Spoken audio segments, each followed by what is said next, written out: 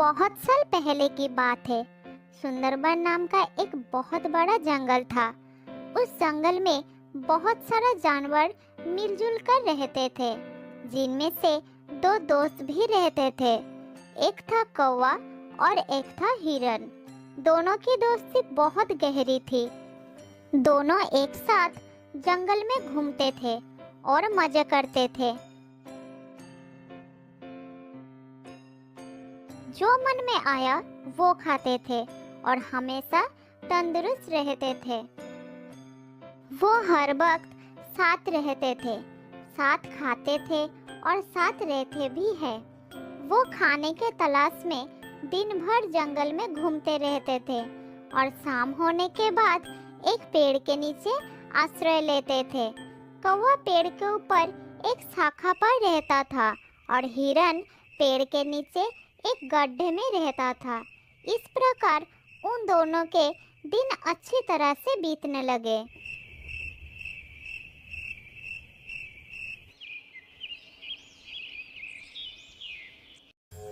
एक दिन जब वो दोनों जंगल में घूम रहे थे, तब एक चालाक लोमड़ी की नजर हट्टे-कट्टे हिरन पर पड़ी और वो मन ही मन सोचने लगी, अगर मुझे इस हिरन को खाना है तो कोई ना कोई रास्ता निकालना पड़ेगा।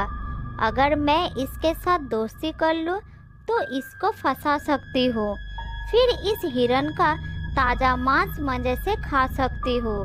हाँ, यही ठीक रहेगा। उस दिन से वो चालाक लोमड़ी हर रोज चोरी छुपे हिरन का पीछा करने लगी। एक दिन लोमड़ी ने देखा कि हिरन जंगल में घास खा रहा था और कौवा उसके पास नहीं था। फिर लोमड़ी धीरे धीरे हिरन के पास गई और कहने लगी, अरे हिरन, मेरे दोस्त, कैसी हो? आज तुम अकेले आए हो? हिरन अचानक लोमड़ी की आवाज सुनकर थोड़ा घबरा गया और वो चुपचाप खड़ा रहा। अरे रुको रुको दोस्त, घबराओ मत, मैं तुम्हें कुछ नहीं करूंगी।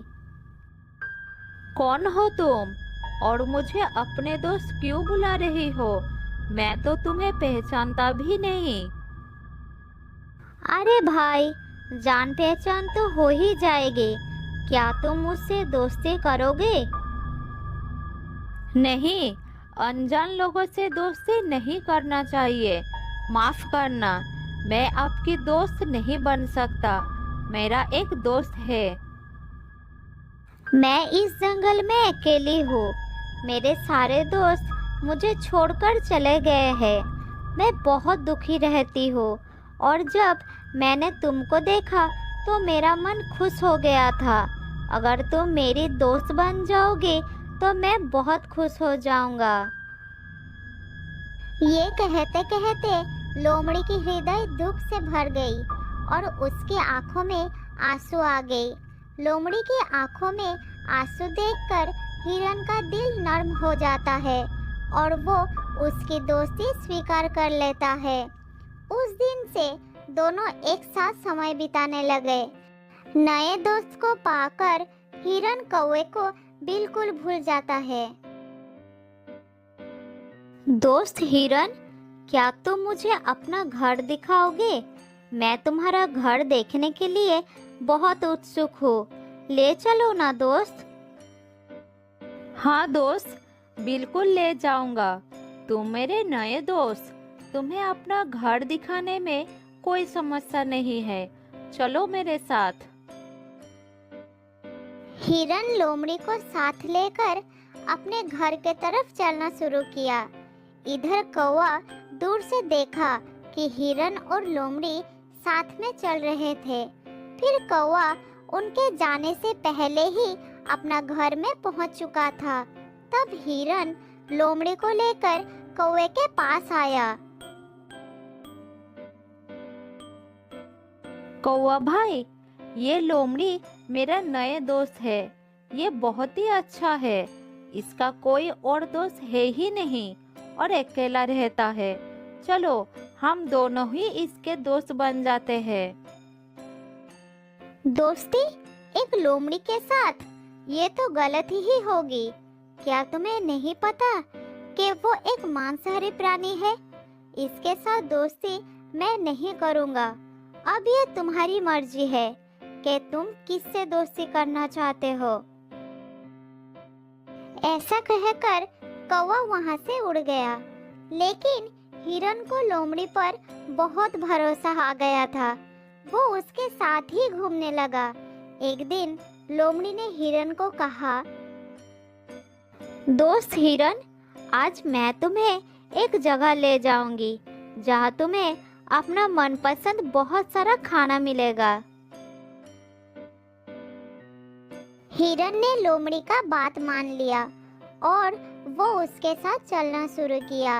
लोमड़ी ने हिरन को एक खेत में लेके गई जहाँ तरह तरह की सब्जियां उगी हुई थी। हिरन इतना खाना देखकर बहुत खुश हो गया। मेरे दोस्त, अगर तुम नहीं होते तो मुझे इतना स्वादिष्ट खाना कभी नहीं मिलता। अब तुम्हारी वजह से मुझे ये सब खाने को मिल रहा है। हिरन की बात सुनकर लोमड़ी मन ही मन सोचने लगी, हाँ, अगर मुझे तुम्हें खाना है तो तुम्हें खिला के मोटा तो करना ही होगा ना। हाँ दोस्त, मैं जानता था कि तुम्हें ये सब खाना बहुत पसंद आएगा, इसलिए मैं तुमको यहाँ ले आया। उस दिन के बाद से उन दोनों को इस खेत पर आकर खाने की आदत हो गई। जल्द ही खेत के मालिक को पता चल गया कि कोई उसकी खेत को नष्ट कर रहा है और वो किसान उसको पकड़ना चाहता था। इसलिए खेत में उसने एक जाल बिछा दिया।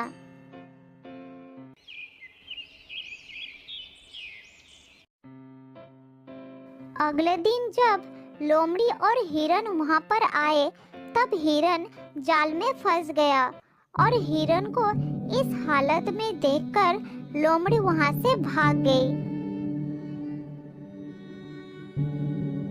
और थोड़ी दूर जाकर छुप गई। वो इंतजार करने लगी कि किसान वहां पर आए और हिरन को मार दे। उधर हिरन मदद के लिए चिल्लाता रहा। उसने सोचा कि शायद लोमड़ी उसे इस जाल से मुक्त करेगी, लेकिन वो भाग गई। हिरन को तब कौवे की बात याद आया और वो चिल्लाकर कौवे से मदद मांगने लगा। कुछ देर बाद हिरन की आवाज कौवे को सुनाई दी और वो जल्द ही उसके पास आ गया। दोस्त, मेरी मदद करो, इस जाल से निकालो मुझे, नहीं तो खेत का किसान मुझे मार देगा।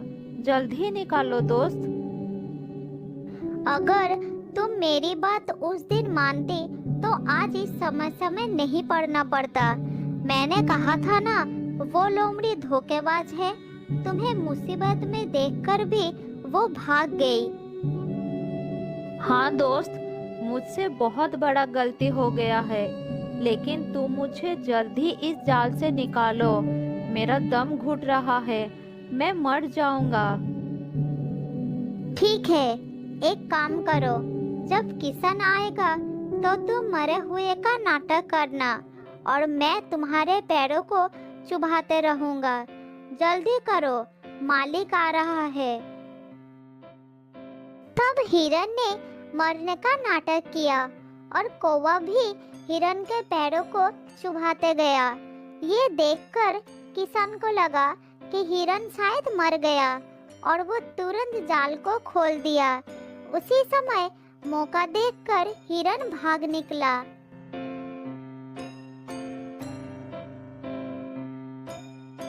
लोमड़ी दूर से ये सब देख रही थी। हिरन के भाग जाने से वो निराश हो गई। उसने सोचा था कि वो हिरन के स्वादिष्ट मांस को खाएगा, लेकिन कौवे ने आकर सब कुछ खराब कर दिया। उधर अपना घर पहुंचकर हिरन ने कौवे को धन्यवाद दिया और फिर से दोस्ती कर ली। फिर कौवे ने बोला, अब उस लोमड़ी को सबक सिखाना पड़ेगा। हाँ, उसे सबक सिखाना ही पड़ेगा। मुझे पता है वो कहाँ रहती है। जैसे लोमड़ी ने तुम्हें फंसाए है ना, उसी तरह तुम भी उसका विश्वास जीतकर उसे फंसाओ। किसी भी तरह हम उसको खेत के मालिक से पकड़वाएंगे। बहुत ही अच्छी योजना है मेरे दोस्त। हिरन कौवे को लोमड़ी के घर के पास ले गई। कौवा हिरन को लोमड़ी के पास जाने के लिए कहकर खुद एक पेड़ के डाल पर बैठकर नजर रखने लगा। हिरन सीधा लोमड़ी के घर के अंदर चला गया।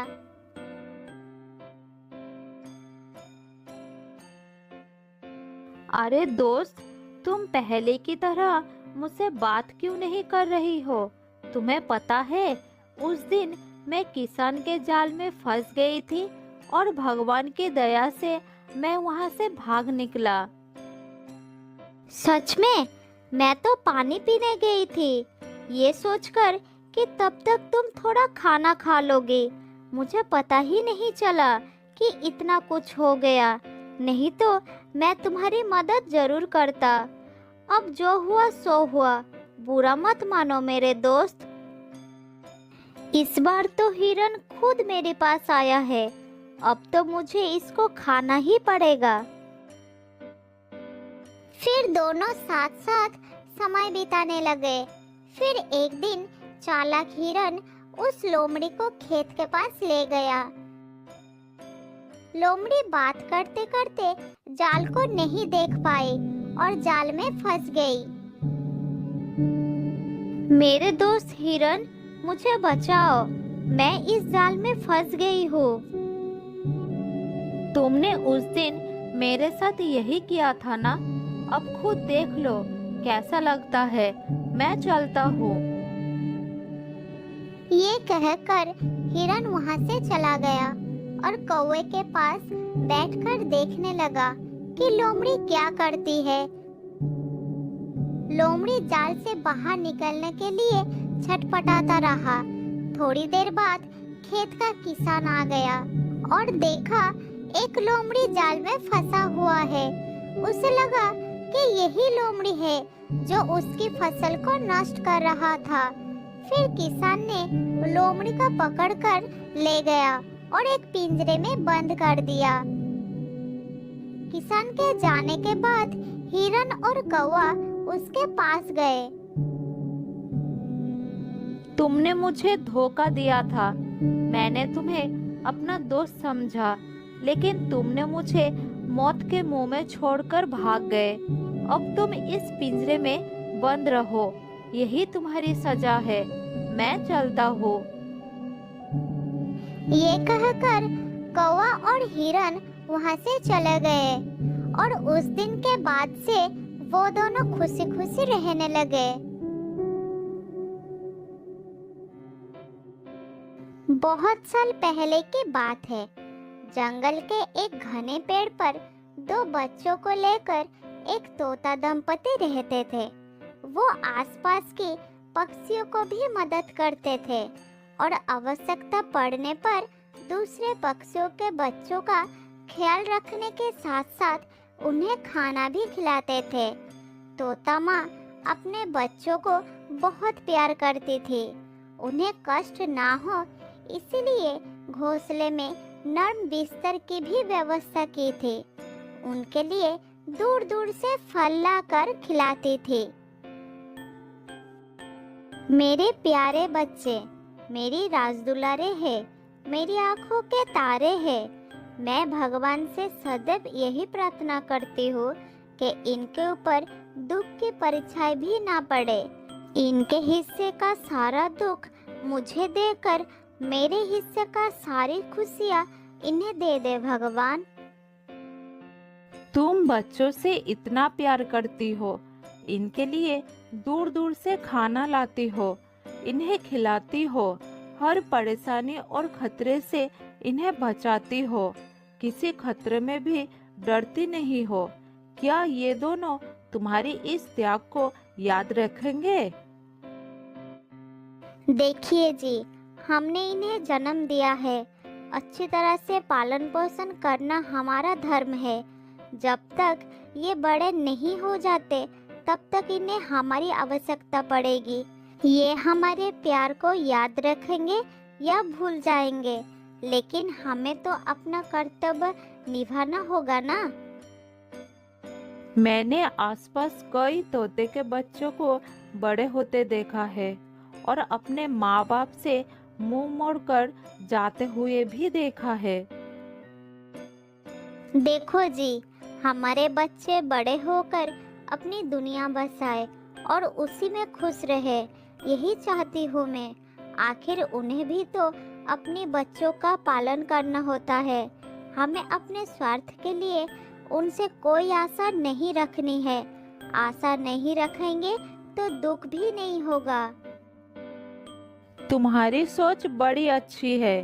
तुम्हारी खुशी को किसी की नजर ना लगे, मैं यही चाहता हूँ। मैं तुम्हें और अपने बच्चों को लेकर आजीवन सुखी रहना चाहता हूँ। उन दोनों की बातें चल रही थी और पास के डाल पर बैठा हुआ एक कौवा सब सुन रहा था और मन ही मन जल रहा था। दूसरों की खुशियाँ उन्हें बर्दाश्त नहीं होती थी।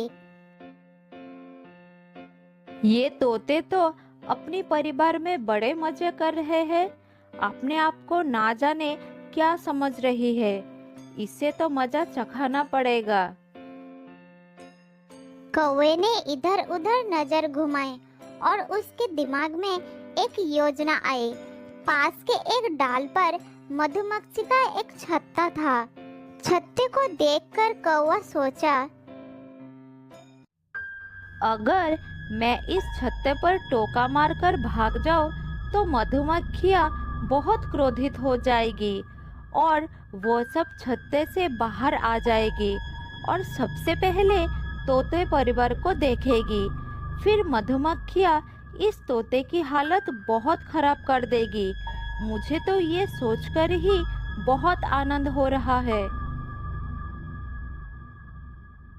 ये कहकर कौवा वहां से उड़ गया और उस छत्ते पर चोंच मारकर भाग निकला।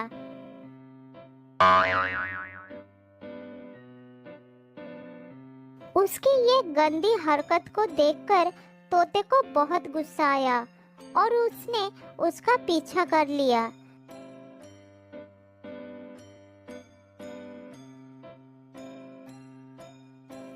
इधर बहुत सारे मक्खियों को क्रोध आ गया। बाहर निकलते ही उन्हें तोता का परिवार नजर आया। तोता माँ ने झट से देख लिया। उसे अपने बच्चों के चिंता आ गई। माँ तोता अपने बच्चों को पूरी तरह से ढक लिया। फिर मधुमक्खियाँ वहाँ आकर माँ तोता को डंक मारने लगे।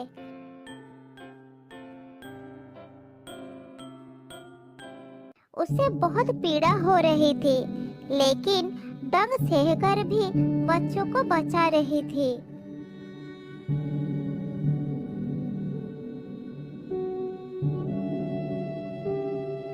मेरे बच्चों, हिलना नहीं, बहुत सारी मधुमक्खियां हैं, काट लेंगे, तुम्हें बहुत दर्द होगा।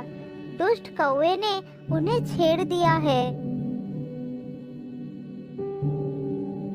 कुछ देर बाद मधुमक्खियां चले गए, लेकिन कबूतर माँ तीव्र दर्द से छटपटाती रही।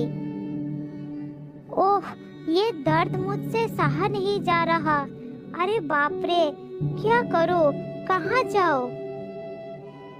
माँ तोता बेहोश होने लगी।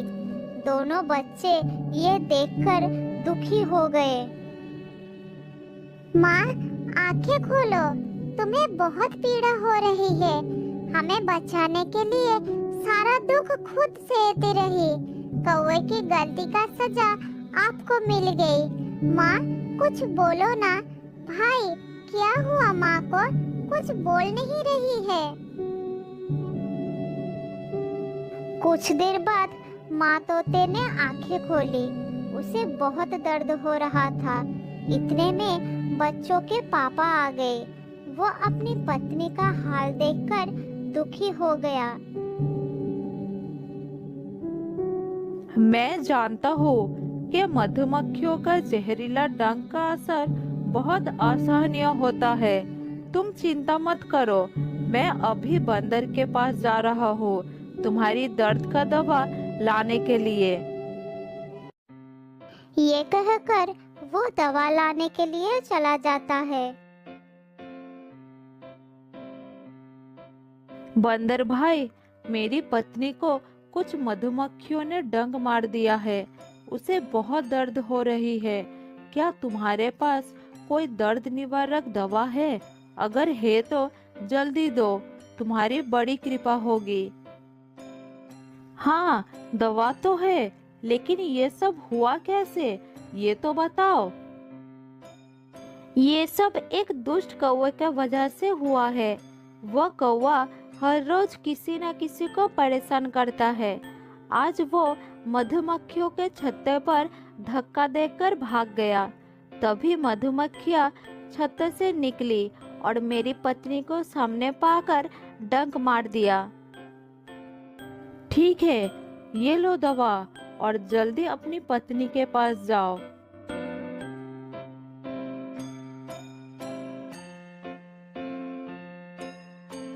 कुछ देर के बाद तोता दवा लेकर आ गया और उसने अपनी पत्नी को दवा खिला दी। थोड़ी देर के बाद माँ तोता को आराम हुआ। इसके बाद 2 दिन बीत गया।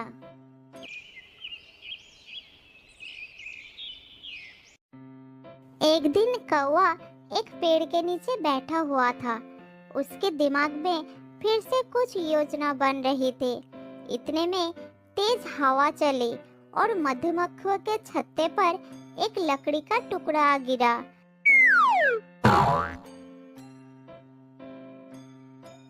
मधुमक्खियां भड़क गई। उन्हें पेड़ के नीचे कौवा दिखाई पड़ा और सारे के सारे उस पर टूट पड़े।